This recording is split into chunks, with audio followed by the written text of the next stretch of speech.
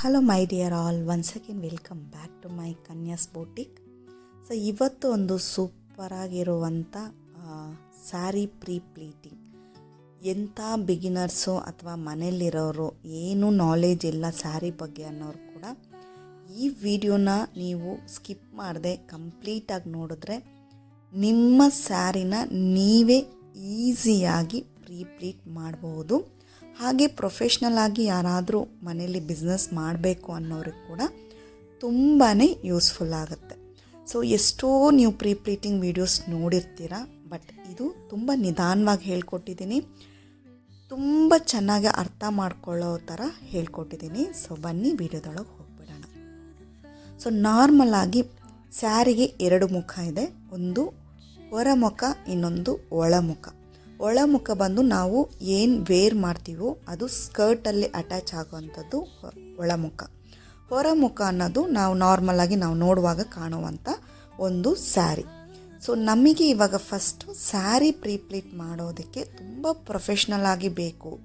ಚಿಕ್ಕದಾಗಿ ನೀವು ಪ್ಲೀಟ್ಸ್ ತೆಗಿಬೇಕು ಅಂದರೆ ಈ ಮೆಥಡ್ ತುಂಬ ಬಿಗಿನರಿಗೆ ಕೂಡ ತುಂಬ ಈಸಿಯಾಗಿರುವಂಥ ಮೆಥಡ್ ಅಂತ ಹೇಳ್ತೀನಿ.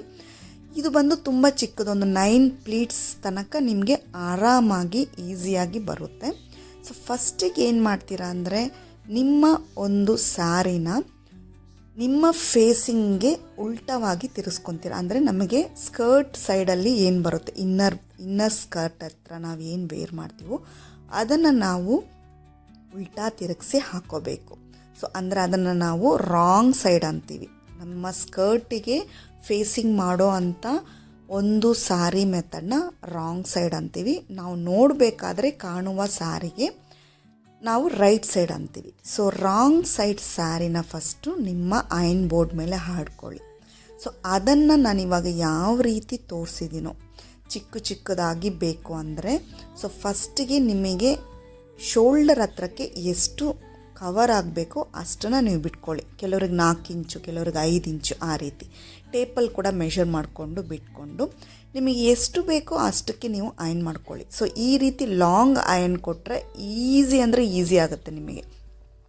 ಸೊ ಎಲ್ಲ ವಿಡಿಯೋದಲ್ಲೂ ಶಾರ್ಟ್ ನೋಡಿರ್ತೀರ, ಬಟ್ ಲಾಂಗ್ ಅಯನ್ ಈ ರೀತಿ ಬೋರ್ಡ್ ಮೇಲೆ ಹಾಕ್ಕೊಂಡು ಈ ಥರ ಜಸ್ಟ್ ಮಡಚ್ಕೊಂಡು ಹೋಗೋದಷ್ಟೇ. ಮಡಚ್ಕೊಳ್ಳೋದು ಒಂದು ಪ್ರೆಸ್ ನೀಟಾಗಿ ಕೊಟ್ಟರೆ ಆ ಒಂದು ಪ್ರೆಸ್ಸಲ್ಲೇ ನಿಮಗೆ ಆ ಮಾರ್ಕ್ ಗೈಡ್ಲೈನ್ ಇರುತ್ತೆ.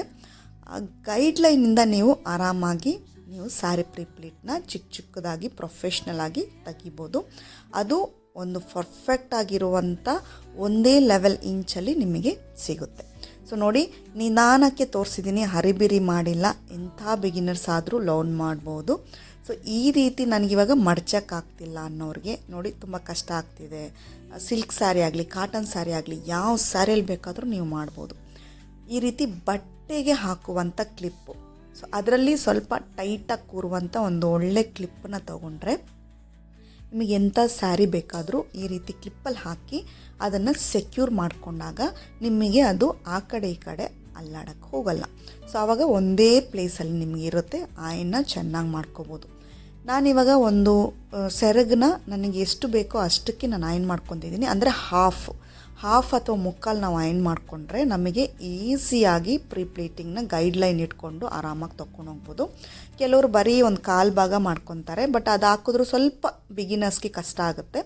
ಸೊ ಇವಾಗ ನೀವು ಈ ಉಲ್ಟಾ ಸ್ಯಾರಿ ಹಾಕಿದ್ದೀನಿ ನೋಡಿ, ಅದನ್ನು ರಾಂಗ್ ಸೈಡ್ನ ಒಳಗೆ ಹಾಕ್ಬಿಟ್ಟು ಬೋರ್ಡ್ ಸೈಡಲ್ಲಿರಬೇಕು, ರೈಟ್ ಸೈಡ್ನ ಮೇಲೆ ಹಾಕ್ಕೊತಾ ಇದ್ದೀನಿ. ಅರ್ಥ ಆಗ್ತಿದೆಯಾ ನಿಮಗೆ? ಫಸ್ಟು ರಾಂಗ್ ಸೈಡಲ್ಲೇ ನಾವು ಅಯನ್ ಮಾಡ್ಕೋಬೇಕು. ಆಮೇಲೆ ನಾವು ರೈಟ್ ಸೈಡ್ ತಿರ್ಗಿಸಿ ಹಾಕಿದ್ಮೇಲೆ ಜಿಗ್ಜಾಗ್ ಆಗಿರುವಂಥ ರೀತಿಯಲ್ಲಿ ನೀವು ತೆಗಿಬೇಕು.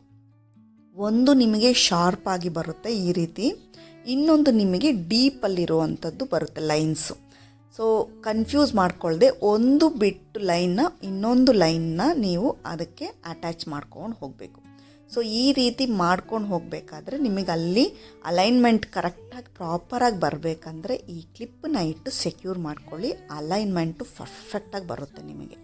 ಸ್ವಲ್ಪ ಸ್ಟಾರ್ಟಿಂಗು ನಿಧಾನ ಅನಿಸುತ್ತೆ, ಲೇಟ್ ಅನಿಸುತ್ತೆ, ಮಾಡ್ತಾ ನಿಮಗೆ ಗೊತ್ತಾಗುತ್ತೆ ನೀವು ಎಷ್ಟು ಬೇಗ ಈಸಿಯಾಗಿ ಮುಗಿಸ್ತೀರ ಅಂತ. ನಾನು ಯಾವ ರೀತಿ ತೆಗಿತಿದ್ದೀನಿ ನೋಡಿ, ಇವಾಗ ಒಂದು ಶಾರ್ಪ್ ಎಡ್ಜ್ ಬಂದಿದೆ, ಒಳಗಡೆ ಡೀಪ್ ಎಡ್ಜ್ ಬಿಟ್ಟಿದ್ದೀನಿ, ಮತ್ತೊಂದು ಶಾರ್ಪ್ ಎಡ್ಜ್ ಬಂದಿದೆ. ಸೊ ಅದೇ ರೀತಿ ಇವಾಗ ಒಂದು ಶಾರ್ಪ್ ಎಡ್ಜ್ ನೆಕ್ಸ್ಟಿಗೆ ಬರುತ್ತೆ, ಅಂದರೆ ಜಿಗ್ಜಾಗ್ ಮೆಥಡ್. ಆ ಶಾರ್ಪ್ ಎಡ್ಜನ್ನು ನಾನು ತೆಗಿಯಲ್ಲ, ಡೀಪ್ ಎಡ್ಜ್ ಒಂದು ಬಿಟ್ಟು ಡೀಪ್ ಎಡ್ಜನ್ನು ತೆಗೆದು ಮತ್ತೆ ಸೆಕ್ಯೂರ್ ಮಾಡ್ಕೊತಾ ಇದ್ದೀನಿ. ನಿಮಗೆ ಅರ್ಥ ಆಗ್ತಿದೆಯಾ ಕ್ಲೀನಾಗಿ? ಸೊ ಒಂದ್ರ ಮೇಲೆ ಒಂದು ಈ ರೀತಿ ಮಾಡ್ಕೊಂಡು ಹೋಗ್ತಾ ಇದ್ದೀನಿ. ಸೊ ಅದನ್ನು ಬಿಟ್ಟಾಯಿತು, ಮೇಲ್ಗಡೆ ಶಾರ್ಪ್ ಎಡ್ಜ್ ಇದೆಯಲ್ಲ ಅದನ್ನು ಬಿಟ್ಟಿದ್ದೀನಿ, ಡೀಪ್ ಎಡ್ಜನ್ನು ತೆಗೆದು ಮತ್ತೆ ಸೆಕ್ಯೂರ್ ಮಾಡ್ಕೊತಿದ್ದೀನಿ. ಕೊನೆದು ಬಂದು ನಾನು ಲಾಸ್ಟ್ದು ಏನಿದೆಯೋ ಅದನ್ನು ಕವರ್ ಮಾಡೋ ಥರ ಕ್ಲೋಸ್ ಮಾಡ್ಕೊತಿದ್ದೀನಿ. ಸೊ ಇವಾಗ ನಿಮಗೆ ನೋಡಬೇಕಾದ್ರೆ ಉಲ್ಟಾ ಥರ ಕಾಣ್ತಾ ಇದೆ, ಬಟ್ ಅದನ್ನು ನಾವು ಸೀದಾದಲ್ಲಿ ಮಾಡಿದ್ದೀವಿ. ಇವಾಗ ಪ್ರತಿಯೊಂದು ನೀವು ಅಲೈನ್ ಮಾಡ್ಕೊಳ್ಳೋಕ್ಕೆ ಈ ರೀತಿ ಬೋರ್ಡ್ ಮೇಲೆ ಉದ್ದಕ್ಕೆ ಹಾಕ್ಕೊಳ್ಳಿ. ಯಾಕಂದರೆ ನೀವು ಒಂದು ಮುಕ್ಕಾಲು ಭಾಗ ಆಲ್ರೆಡಿ ಅಯನ್ ಮಾಡಿರ್ತೀರ. ಸೊ ಆವಾಗ ಬೋರ್ಡ್ ಮೇಲೆ ಹಾಕ್ಕೊಂಡಾಗ ಜಸ್ಟ್ ಈ ರೀತಿ ಅಲೈನ್ಮೆಂಟ್ ಮಾಡಿಕೊಂಡ್ರೆ ಸಾಕು ಅಷ್ಟೇ. ಆಲ್ರೆಡಿ ನೀವು ಚೆನ್ನಾಗಿ ಕ್ಲಿಪ್ ಹಾಕಿ ಜೋಡಿಸ್ಕೊಂಡಿರ್ತೀರ. ಈ ರೀತಿ ಅಲೈನ್ ಮಾಡಿಕೊಂಡು ಕ್ಲಿಪ್ಪನ್ನ ಈ ರೀತಿ ಸೆಕ್ಯೂರ್ ಮಾಡ್ಕೊಳ್ಳಿ. ಸೊ ಶುರುವಲ್ಲೇ ಪಿನ್ ಹಾಕಕ್ಕೆ ಹೋಗಬೇಡಿ. ಸೊ ಈ ರೀತಿ ನಿಮಗೆ ಅಲೈನ್ಮೆಂಟ್ ಪರ್ಫೆಕ್ಟಾಗಿ ಬರೋದಕ್ಕೆ ಬೋರ್ಡ್ನ ಈ ರೀತಿ ಯುಟಿಲೈಸ್ ಮಾಡ್ಕೊಳ್ಳಿ. ಸೊ ನಿಮಗೆ ಚಿಕ್ಕದಾಗಿರುತ್ತೆ, ನೀವು ಲಾಂಗಲ್ಲಿ ಮಾಡ್ಕೊಂಡ್ರಾಗ ಈ ರೀತಿ ವರ್ಟಿಕಲರಲ್ಲಿ ಮಾಡಿಕೊಂಡ್ರೆ ನಿಮಗೆ ತುಂಬ ಪರ್ಫೆಕ್ಟಾಗಿ ಈಸಿಯಾಗಿ ಚೆನ್ನಾಗಿ ಆ ಗೈಡ್ಲೈನ್ ನೋಡಿ ಎಷ್ಟು ನೀಟಾಗಿ ನಾವು ಲಾಂಗ್ ಪ್ರೆಸ್ ಕೊಟ್ಟಿದ್ದರಿಂದ ಗೈಡ್ಲೈನು ನೀಟಾಗಿ ಬರುತ್ತೆ. ನೀವು ಜಸ್ಟ್ ನಿಮ್ಮ ಒಂದು ಹ್ಯಾಂಡಲ್ಲೇ ನೀವು ಯೂಸ್ ಮಾಡಿಕೊಂಡು ಆರಾಮಾಗಿ ಗೈಡ್ಲೈನ್ ನೋಡಿಕೊಂಡು ನೀವು ಅದನ್ನು ಕ್ರಿಯೇಟ್ ಮಾಡ್ಕೋಬೋದು. ಈಸಿಯಾಗಿ ಬೇಗನೆ ನಿಮಗೆ ಪರ್ಫೆಕ್ಟಾಗಿ ಬರುತ್ತೆ. ಸೊ ನೋಡಿ, ನಾನು ಒಂದೊಂದು ಸ್ಟೆಪ್ ಮಾಡಿಕೊಂಡು ಚಿಕ್ಕ ಬಟ್ಟೆ ಕ್ಲಿಪ್ನ ಸೆಕ್ಯೂರ್ ಮಾಡ್ಕೊತಿದ್ದೆ. ಇವಾಗ ನನಗೆ ಸ್ವಲ್ಪ ಲೆಂತಿ ಆಗ್ತಾ ಇದೆ. ಈ ಸೈಡಿಂದ ನಾನು ಸ್ವಲ್ಪ ನೋಡಿ ಬಿಟ್ಟಿದ್ದೀನಿ, ಅಯನ್ ಮಾಡಿಲ್ಲ. ಆ ಅಯನ್ ಮಾಡಿಲ್ಲ ಅಂದರೂ ಕೂಡ ನೀವು ಕರೆಕ್ಟಾಗಿ ಪರ್ಫೆಕ್ಷನಲ್ಲಿ ಬರೋದ್ರಿಂದ ಆ ಗೈಡ್ಲೈನ್ ಕೂಡ ಅದನ್ನೇ ಫಾಲೋ ಮಾಡ್ಕೊಂಡು ಹೋಗ್ಬಿಡುತ್ತೆ. ಸೊ ಇವಾಗ ಸ್ಯಾರಿ ಎಳ್ದಾಡ್ತಿರೋದ್ರಿಂದ ಸ್ಯಾರಿ ಆ ಕಡೆ ಈ ಕಡೆ ಮಿಸ್ ಆಗಬಾರ್ದಂತ ನಾನು ದೊಡ್ಡ ಕ್ಲಿಪ್ನ ಹಾಕಿದ್ದೀನಿ. ನೋಡಿ, ಆ ದೊಡ್ಡ ಕ್ಲಿಪ್ನ ಹಾಕಿದ್ದೀನಿ. ಆವಾಗ ನಿಮಗೆ ಇನ್ನೂ ಚೆನ್ನಾಗಿ ಒಬ್ಬರು ಹೋಲ್ಡಿಂಗ್ ಥರ ಇರುತ್ತೆ, ಇನ್ನೊಬ್ರು ಇಟ್ಕೊಂಡಿದ್ದಾರೆ ಅನ್ನೋ ಥರ ಪರ್ಫೆಕ್ಷನ್ ಸಿಗುತ್ತೆ. ನೀಟಾಗಿ ಸ್ವಲ್ಪ ಅಲ್ಲಿ ಸ್ಯಾರಿನ ಲಿಫ್ಟ್ ಮಾಡಿಬಿಟ್ಟು ಆ ಗೈಡ್ಲೈನ್ ಒಂಚೂರಿದೆ ನೋಡಿ, ಅದನ್ನೇ ಕಂಟಿನ್ಯೂ ಮಾಡಿಕೊಂಡು ಅದನ್ನೇ ಈ ರೀತಿ ನೀವು ಹ್ಯಾಂಡ್ ಸಹಾಯದಿಂದ ಈ ರೀತಿ ತಗೊಂಡಾಗ ನಿಮಗೆ ಆ ಗೈಡ್ಲೈನ್ ಕರೆಕ್ಟಾಗಿ ಕ್ರಿಯೇಟ್ ಮಾಡಿಕೊಂಡು ಸೂಪರಾಗಿ ನಿಮಗೆ ನರಿಗೆ ಸಖತ್ತಾಗಿ ಪ್ಲೀಟ್ಸು ಸಿಗುತ್ತೆ. ಸೊ ಇವಾಗ ಎಲ್ಲ ಕಡೆಯೂ ನಾನು ಕ್ಲಿಪ್ಸ್ ಹಾಕಿ ಸೆಕ್ಯೂರ್ ಮಾಡಿದ್ದೀನಿ. ಏನು ನಾನು ಕ್ಲೈಂಟ್ ಮೆಷರ್ಮೆಂಟ್ ತೊಗೊಂಡಿದ್ದೀನೋ ಅಲ್ಲಿ ತನಕನೂ ಕೂಡ ನಾನು ಪಿನ್ ಹಾಕಿದ್ದೀನಿ ನೋಡಿ ಮೆಷರ್ಮೆಂಟ್ಗೆ, ಅಲ್ಲಿ ತನಕ ಕೂಡ ನಾನು ಕ್ಲಿಪ್ಸ್ ಹಾಕಿ ಸೆಕ್ಯೂರ್ ಮಾಡ್ಕೊಂಡಿದ್ದೀನಿ. ಇವಾಗ ಬೋರ್ಡಲ್ಲಿ ಈ ರೀತಿ ತಿರ್ಗಿಸಿ ಹಾಕ್ಕೊಳ್ಳಿ, ಅಯನ್ ಬೋರ್ಡಲ್ಲಿ. ಇವಾಗ ಮೇನ್ ಕ್ಲಿಪ್ಪನ್ನ ಹಾಕಿಬಿಟ್ಟು ನಾನು ಆ ಚಿಕ್ಕ ಚಿಕ್ಕ ಕ್ಲಿಪ್ಸನ್ನು ರಿಮೂವ್ ಮಾಡಿಲ್ಲ ನೋಡಿ. ಇವಾಗ ನಾನು ಸ್ಮಾಲ್ ಪಿನ್ಸಿಂದ ಸೆಕ್ಯೂರ್ ಮಾಡ್ಕೊತಿದ್ದೀನಿ. ಇವಾಗ 9 ಪ್ಲೀಟ್ಸ್ ಅಥವಾ 8 ಪ್ಲೀಟ್ಸ್ ಅಂತೆಲ್ಲ ಬಂದರೆ ಸ್ವಲ್ಪ ಪಿನ್ಗಳು ಹಾಕೋಕ್ಕೆ ಹಾರ್ಡಾಗುತ್ತೆ. ಸೊ ರೇಷ್ಮೆ ಸೀರೆ ಆಗಿರೋದ್ರಿಂದ ಕೂಡ ಸ್ವಲ್ಪ ದಪ್ಪ ಬರುತ್ತೆ ಅಲ್ಲಿ. ಆವಾಗ ನಾವೇನು ಮಾಡಬೇಕು, ನಾವು ಪಿನ್ ಹಾಕೋ ಜಾಗನ ಚೆನ್ನಾಗಿ ಅಲೈನ್ ಮಾಡಿಕೊಂಡು ಒಂದು ಪ್ರೆಸ್ ಕೊಟ್ಟು ಪಿನ್ನನ್ನು ಸ್ವಲ್ಪ ಶೇಕ್ ಮಾಡಿ, ಅಂದರೆ ಸ್ಯಾರಿ ಒಳಗಡೆ ಹಾಕಿ ಲೈಟಾಗಿ ಕೈ ಹ್ಯಾಂಡ್ ಮೂಮೆಂಟ್ನ ಶೇಕ್ ಮಾಡಿದಾಗ ನಿಮಗೆ ಆರಾಮಾಗಿ ಪಿನ್ನು ಏನೇ ಸ್ಯಾರಿ ಡ್ಯಾಮೇಜ್ ಆಗದೆ ಬಂದು ಪಿನ್ನನ್ನು ನೀವು ಹಾಕೋಬೋದು. ಸೊ ಇವಾಗ ನಾನು ಜಸ್ಟ್ ನೋಡಿ ಚೂರೇ ಅಲೈನ್ ಮಾಡಿಕೊಂಡು ನಾನು ಅಯನ್ ಮಾಡ್ಕೊತಿದ್ದೀನಿ. ಹಾಗೆ ಪಿನ್ ಹಾಕಿ ಸೆಕ್ಯೂರ್ ಮಾಡಿಕೊಂಡು ಹಾಗೆ ಲೈಟ್ ಪ್ರೆಸ್ ಕೊಡ್ತಾ ಇದ್ದೀನಿ. ಸೊ ಈ ಪ್ರೆಸ್ ನೀವು ಕೊಟ್ಟರೆ ಸಾಕು, ಯಾಕಂದರೆ ಬಿಫೋರ್ ಆಲ್ರೆಡಿ ನೀವು ಕೊಟ್ಟಿರ್ತೀರ. ಜಸ್ಟ್ ಒಂದು ಪ್ರೆಸ್ ಕೊಟ್ಕೊಂಡ್ರೆ ನಿಮಗೆ ಆ ಪರ್ಫೆಕ್ಷನು ನೀಟಾಗಿರುತ್ತೆ. ಮತ್ತು ನಾನು ಮೂವ್ ಮಾಡಿ ಈ ಕ್ಲಿಪ್ಪನ್ನ ರಿಮೂವ್ ಮಾಡಿಬಿಟ್ಟು ಇದಕ್ಕೆ ಹಾಕುವಂಥ ಒಂದು ಪಿನ್ನನ್ನು ನಾನು ಸೆಕ್ಯೂರ್ ಮಾಡ್ಕೊತೀನಿ. ಸ್ವಲ್ಪ ಅಲೈನ್ಮೆಂಟ್ಸ್ ಅಲ್ಲಿ ಇಲ್ಲಿ ಬೇಕಾಗುತ್ತೆ. ಆ ಅಲೈನ್ಮೆಂಟ್ಸ್ ಮಾತ್ರ ನೋಡಿಕೊಂಡ್ರೆ ಪ್ರೊಫೆಷ್ನಲ್ ಆಗಿ ಬರುತ್ತೆ.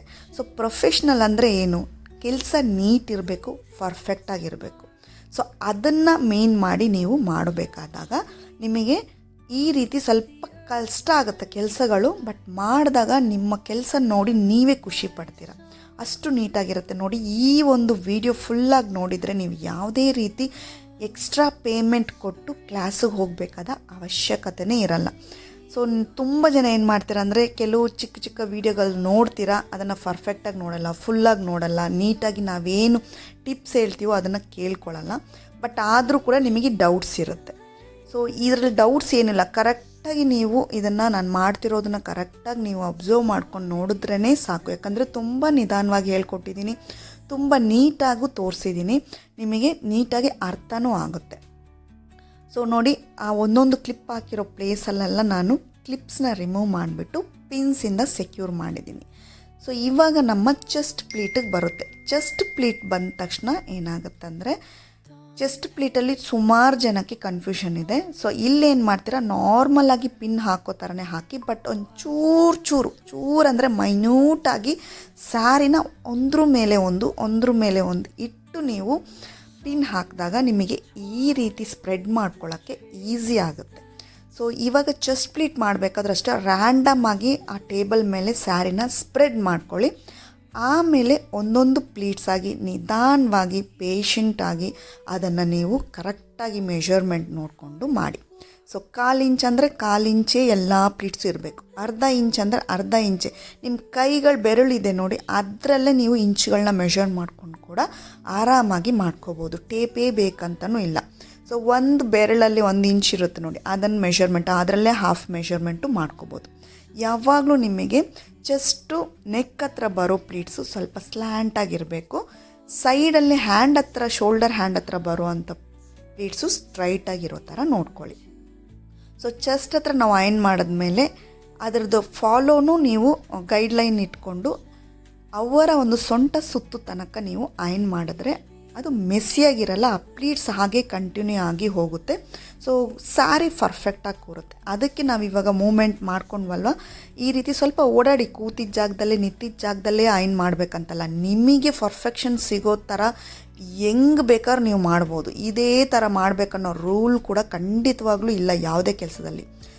ಫೈನಲಾಗಿ ರಿಸಲ್ಟು ಬೆಸ್ಟಾಗಿರಬೇಕಷ್ಟೇ. ನೀವು ಸುತ್ತಿ ಕೂಡ ಮಾಡ್ಕೊಳ್ಳಿ, ಹೇಗೆ ಬೇಕಾದ್ರೂ ಮಾಡ್ಕೊಳ್ಳಿ, ಬಟ್ ಆದರೆ ರಿಸಲ್ಟ್ ಚೆನ್ನಾಗಿರ್ಬೇಕಂದ್ರೆ ನಿಮಗೆ ಚೆನ್ನಾಗಿ ಕಾಣಿಸುತ್ತೆ. ಅದು ಆ ಟೈಮಿಗೆ ನೀವು ಸ್ಯಾಟಿಸ್ಫ್ಯಾಕ್ಷನ್ ಆಗೋ ತನಕ ನೀವು ಯಾವ ರೀತಿ ಬೇಕಾದರೂ ಇದನ್ನು ನೀವು ಮಾಡ್ಕೋಬೋದು. ಸೊ ನಾನಿವಾಗ ಚೆಸ್ಟ್ ಪ್ಲೀಟ್ನ ಆಯಿತು, ಅದರ ಸೊಂಟ ಅಂದರೆ ಸುತ್ತಿ ಬರೋಷ್ಟು ತನಕ ನಾನು ಅವ್ರದ್ದು ಮೆಷರ್ಮೆಂಟ್ ನೋಡಿ ನಾನು ಅಯನ್ ಮಾಡ್ಕೊಂಡಿದ್ದೀನಿ. ಇವಾಗ ಫ್ರಂಟ್ ಪ್ಲೀಟ್ಸ್ ತೆಗಿತಾ ಇದ್ದೀನಿ. ಸೊ ಫ್ರಂಟ್ ಪ್ಲೀಟ್ಸ್ ತೆಗಿಬೇಕಾದ್ರೆ ನಾನು ಚಿಕ್ಕದಾಗಿ ತಗೊಂಡಿದ್ದೀನಿ. ಬಿಕಾಸ್ ನನ್ನ ಕ್ಲೈಂಟು ಸ್ವಲ್ಪ ಕ್ಯೂಟಾಗಿದ್ದಾರೆ ಮತ್ತು ಸ್ವಲ್ಪ ಲೈಟಾಗಿ ಸ್ವಲ್ಪ ಸೊಂಟದ ಸುತ್ತು ಅಳತೆ ಜಾಸ್ತಿ ಇದೆ. ಸೊ ಅದಕ್ಕೆ ನಾನು ಏನು ಮಾಡ್ತಾಯಿದ್ದೀನಿ ಅಂದರೆ ಅವ್ರಿಗೆ ಸ್ಯಾರಿ ನೆರಿಗೆ ಬಂದು ತುಂಬ ನಾವು ಕರೆಕ್ಟಾಗಿ ಪ್ರೊಫೆಷ್ನಲ್ ಆಗಿ ಕರೆಕ್ಟಾಗಿ ನಮ್ಮ ಒಂದು ಮೆಷರ್ಮೆಂಟಲ್ಲಿ ತೆಗೆದ್ರೆ ಒಂದು 3 ಬರ್ಬೋದು ಅಷ್ಟೇ.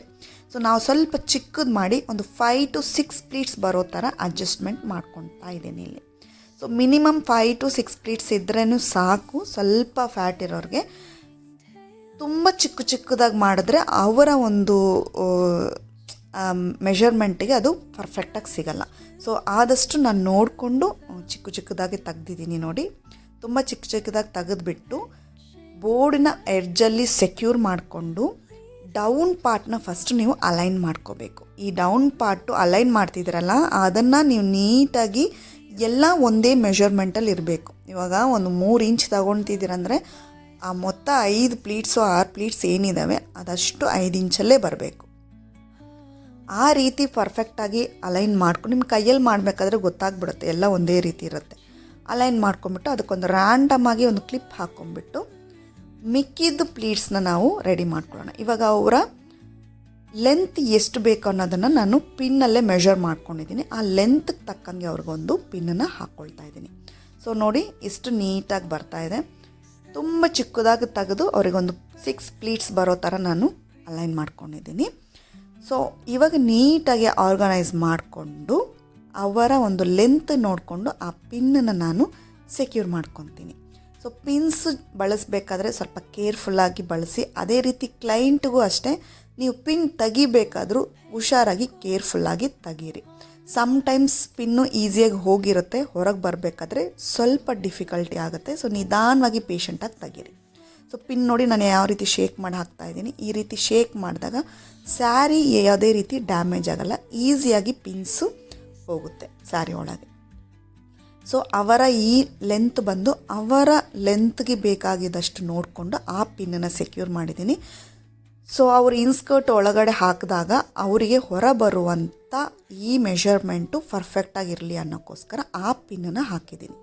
ನೆಕ್ಸ್ಟು ಇದು ಬಂದು ಎಕ್ಸ್ಟ್ರಾ ಪಿನ್ಸ್ ಹಾಕ್ತಾಯಿದ್ದೀನಿ.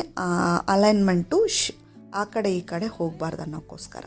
ಸೊ ಲಾಸ್ಟ್ ಪಿನ್ನು ನಾನು ಸ್ವಲ್ಪ ಚೆನ್ನಾಗಿ ಅಲೈನ್ಮೆಂಟ್ ಮಾಡಿಕೊಂಡು ನಾನು ಈ ರೀತಿ ನಿಮಗೆ ಎಷ್ಟು ಬೇಕೋ ಆ ರೀತಿ ನೋಡಿಕೊಂಡು ಅಲೈನ್ ಮಾಡಿಕೊಂಡು ಇದನ್ನು ನೀವು ಪ್ಲಫಿ ಪ್ಲೀಟ್ಸಾಗಿ ಕೂಡ ಮಾಡಬಹುದು.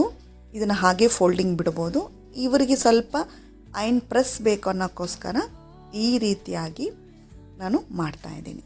ಸೊ ನೋಡಿ, ಆ ಮೆಷರ್ಮೆಂಟ್ ನೋಡಿಕೊಂಡು ಮಾಡಿ.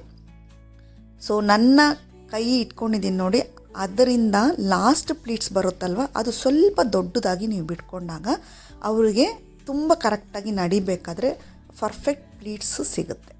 ಸೊ ನೋಡಿ, ಇವಾಗ ನೀಟಾಗಿ ಬಂದಿದೆ. ಅದನ್ನು ಹಾಗೆ ಒಂದು ಪ್ರೆಸ್ ಕೊಡ್ತಾಯಿದ್ದೀನಿ ಅಷ್ಟೇ. ಸ್ವಲ್ಪ ಪ್ರೆಷರ್ ಮಾಡಿ ಪ್ರೆಸ್ ಕೊಟ್ಟರೆ ಒಂದೇ ಪ್ರೆಸ್ಸಲ್ಲಿ ನೀಟಾಗಿ ಕುತ್ಕೊಂಡ್ಬಿಡುತ್ತೆ, ಒಂದು ಕ್ವಾಲಿಟಿ ಆಗಿರುವಂಥ ಸಿಲ್ಕ್ ಸ್ಯಾರೀಸ್ ಎಲ್ಲ. ಸೊ ಇವಾಗ ಪ್ರೆಸ್ಸಿಂಗ್ ಎಲ್ಲ ನೀಟಾಗಿ ಮುಗ್ದಿದೆ. ನಿಮಗೆ ಎಲ್ಲೆಲ್ಲಿ ಪ್ರೆಸ್ ಮಾಡ್ಕೋಬೇಕು ಅನಿಸುತ್ತೋ ಕೊನೆಯಲ್ಲಿ ಅಡ್ಜಸ್ಟ್ ಮಾಡಿ ಕರೆಕ್ಟಾಗಿ ಪ್ರೆಸ್ ಮಾಡ್ಕೊಳ್ಳಿ. ಪ್ರೆಸ್ ಅಂದರೆ ಐನ್ ಮಾಡ್ಕೊಳ್ಳಿ. ಸೊ ಇದು ಆಲ್ರೆಡಿ ಐನ್ ಮಾಡಿರೋಂಥ ಸ್ಯಾರಿ ಆಗಿರೋದ್ರಿಂದ ನಾನು ಲೈಟಾಗಿ ಎಲ್ಲ ಕಡೆ ಒಂದು ಸತಿ ಐನ್ ಮಾಡ್ಕೊತಾ ಇದ್ದೀನಿ, ಫೋಲ್ಡಿಂಗ್ ನನಗೆ ಪರ್ಫೆಕ್ಟಾಗಿ ಬರಲಿ ಅನ್ನೋಕ್ಕೋಸ್ಕರ. ಸೊ ಇವಾಗ ಲೈಟ್ ಐನ್ ಕೊಡ್ತಾಯಿದ್ದೀನಿ. ಸೊ ಇದರಲ್ಲಿ ನಾನು ಸ್ಯಾರಿಗೆ ಯಾವ ರೀತಿ ಸಿಲ್ಕ್ ಸ್ಯಾರಿಗೆ ಬೇಕೋ ಆ ಒಂದು ಮೋಡಲ್ಲಿ ಇಟ್ಟು ನಾನು ಐನ್ ಮಾಡ್ತಾಯಿದ್ದೀನಿ. ಸೊ ಹಾಗಾಗಿ ಅದನ್ನು ನೀಟಾಗಿ ನಾನು ಮಾಡ್ಕೊತಿದ್ದೀನಿ. ಬಿಗಿನರ್ಸ್ ಆದರೆ ನಿಮಗೆ ಭಯ ಏನಾದರೂ ಬರ್ತಾ ಇದೆ ಅಂದರೆ ಸ್ಯಾರಿ ನೆಟ್ ಸಿಗುತ್ತೆ, ಅಯನ್ ನೆಟ್, ಅದನ್ನು ಯೂಸ್ ಮಾಡ್ಬೋದು. ಇಲ್ಲ ಯಾವುದಾದ್ರೂ ಒಂದು ನ್ಯೂಸ್ ಪೇಪರ್ ರೀತಿಯಲ್ಲಿರುವಂಥ ಪೇಪರ್ಸ್ ಕೂಡ ಹಾಕಿ ನೀವು ಅಯನ್ ಮಾಡ್ಕೋಬಹುದು. ಸೊ ನಿಮಗೆ ಗೊತ್ತಾಗುತ್ತೆ, ಮೂಮೆಂಟ್ ನೋಡಿಕೊಂಡು ಅದರ ಹೀಟ್ ತಕ್ಕಂಗೆ ನೀವು ಅಯನ್ ಮಾಡ್ಕೊಳ್ಳಿ. ತುಂಬ ಲೋನೂ ಇರಬಾರ್ದು, ಹೀಟು ತುಂಬ ಹೈನೂ ಇರಬಾರ್ದು. ಆ ರೀತಿ ನೋಡಿಕೊಂಡು ನಾವು ಅಯನ್ನ ಕೊಡಬೇಕಾಗತ್ತೆ. ಸೊ ಪರ್ಫೆಕ್ಟಾಗಿ ಇವಾಗ ಸ್ಯಾರಿ ರೆಡಿಯಾಗಿದೆ. ಇದೊಂದು ಬ್ರೈಡಲ್ಗೆ ಉಡುವಂಥ ಒಂದು ಸ್ಯಾರಿ. ಸೊ ಬ್ರೈಡಲ್ಸ್ಗೆ ಬೇಕಾಗುವಂಥ ಒಂದು ಪ್ಲೀಟ್ಸ್ ನಾನು ರೆಡಿ ಮಾಡಿದ್ದೀನಿ. ಸೊ ಮನೆಯಲ್ಲೇ ಬಿಸ್ನೆಸ್ ಮಾಡೋರಿಗೂ ತುಂಬ ಈಸಿ ಆಗುತ್ತೆ. ಇದನ್ನೇ ಹಾಗೆ ನೀವು ಹ್ಯಾಂಗರ್ ಫೋಲ್ಡು ಮಾಡ್ಕೋಬೋದು, ಇಲ್ಲ ಬಾಕ್ಸ್ ಫೋಲ್ಡ್ ಕೂಡ ಮಾಡ್ಕೋಬೋದು. ಸೊ ನಾನಿವಾಗ ಎಲ್ಲದನ್ನೂ ಒಂದು ರೀತಿಯಾಗಿ ಅಲೈನ್ ಮಾಡಿಕೊಂಡು ಅದನ್ನು ಒಂದು ಲೈಟಾಗಿ ಒಂದು ಪ್ರೆಸ್ ಕೊಡ್ತಾಯಿದ್ದೀನಿ. ರೂಲ್ಸ್ ಏನೂ ಇಲ್ಲ, ಇಲ್ಲೇ ಹಿಂಗೆ ಮಾಡಬೇಕು, ಇಲ್ಲೇ ನೀವು ಅಯನ್ ಮಾಡಬೇಕು, ಇಲ್ಲೇ ಈ ರೀತಿ ಅಯನ್ ಮಾಡಬಾರ್ದು ಅಂತಲ್ಲ. ಬಟ್ ಕೊನೆಯಲ್ಲಿ ನಿಮ್ಮ ವರ್ಕ್ ಪರ್ಫೆಕ್ಟಾಗಿರಬೇಕು. ಟೈಮ್ ಜಾಸ್ತಿ ಆದರೂ ಪರವಾಗಿಲ್ಲ, ವರ್ಕ್ ಪರ್ಫೆಕ್ಟಾಗಿದ್ದು ನೀವು ಒಂದು 50 ರೂಪೀಸ್ ಎಕ್ಸ್ಟ್ರಾ ಕೊಟ್ಟರು ಕೂಡ ಖುಷಿಯಿಂದ ಕೊಡ್ತಾರೆ. ಸೊ ಇವ್ರು ಇಷ್ಟೇ ಪೇ ಮಾಡ್ತಾರೆ, ಇಷ್ಟೇ ಮಾಡಬೇಕು ಅನ್ನೋದೆಲ್ಲ ನೀವು ಮಾಡ್ಕೋಬೇಡಿ. ಸೊ ಕ್ಲೈಂಟ್ ಯಾವ ರೀತಿ ಕೇಳ್ತಾರೋ ಆ ರೀತಿ ಅವ್ರಿಗೆ ಸ್ಯಾಟಿಸ್ಫೈ ಮಾಡಿ ಕಳಿಸಿ. ಸೊ ಇವಾಗ ಫೋಲ್ಡಿಂಗಿಗೆ ನಾನು ಸ್ಯಾರಿನ ಕಂಪ್ಲೀಟಾಗಿ ನಾನು ಟರ್ನ್ ಮಾಡಿ ಹಾಕ್ಕೊಂಡಿದ್ದೀನಿ. ಸ್ಯಾರಿ ಟರ್ನ್ ಮಾಡಿ ಹಾಕ್ಕೊಂಡಿದ್ದೀನಿ. ಅದರ ಚೆಸ್ಟ್ ಪ್ಲೀಟ್ಸ್ನ ನನ್ನ ಶೋಲ್ಡರಿಗೆ ಹಾಕ್ಕೊಂಡು ಬೇಕಾಗಿರುವಂಥ ಮೆಷರ್ಮೆಂಟ್, ಬಾಕ್ಸಿಗೆ ಎಷ್ಟು ಬೇಕೋ ಆ ಮೆಷರ್ಮೆಂಟನ್ನ ತೆಗೆದು ಅಷ್ಟು ಬೇಕಾಗಿರೋದನ್ನು ನನ್ನ ಆಪೋಸಿಟ್ ಸೈಡಲ್ಲಿ ಬಿಟ್ಕೊಂಡಿದ್ದೀನಿ. ಸೊ ಮಿಕ್ಕಿರೋದನ್ನು ನಾನು ನೀಟಾಗಿ ನೋಡಿ ಅಲೈನ್ ಮಾಡಿಕೊಂಡು ಒಂದು ಕ್ಲಿಪ್ ಹಾಕ್ಕೊಂಡಿದ್ದೀನಿ. ಯಾಕಂದರೆ ಆಲ್ರೆಡಿ ನಾನು ತೊಗೊಂಡಿರೋ ಮೆಷರ್ಮೆಂಟು ಶೇಕ್ ಆಗಬಾರ್ದು ಮತ್ತು ಅದರದ್ದು ರಾಂಗ್ ಹೋಗಬಾರ್ದು ಅನ್ನೋಕ್ಕೋಸ್ಕರ ವೈಟ್ ಕ್ಲಿಪ್ ಹಾಕಿ ಸೆಕ್ಯೂರ್ ಮಾಡಿ ಆಮೇಲೆ ಫೋಲ್ಡಿಂಗ್ ಮಾಡ್ತಿದ್ದೀನಿ. ಫೋಲ್ಡಿಂಗ್ ನನ್ನ ಬಾಕ್ಸ್ ಎಷ್ಟು ಮೆಷರಿಂಗ್ ಇದೆಯೋ ಆ ತಕ್ಕಂಗೆ ನಾನು ಫೋಲ್ಡಿಂಗ್ನ ಮಾಡ್ಕೊತಿದ್ದೀನಿ. ಸೊ ಇವಾಗ ಫೋಲ್ಡಿಂಗ್ ಬಾಕ್ಸ್ ಮೆಥಡ್, ಅದು ನಿಮ್ಮ ಫೋಲ್ಡ್ ಬಾಕ್ಸ್ ಎಷ್ಟಿದೆಯೋ ಅಷ್ಟು ನೋಡ್ಕೊಂಡು ನೀವು ಪರ್ಫೆಕ್ಟಾಗಿ ಕ್ಲೋಸ್ ಮಾಡ್ಕೊಳ್ಳಿ. ಸೊ ಇವಾಗ ನಾನು ಈ ಸೈಡಿಂದ ಒಂದು ಕ್ಲೋಸ್ ಕೊಟ್ಟಿದ್ದೀನಿ.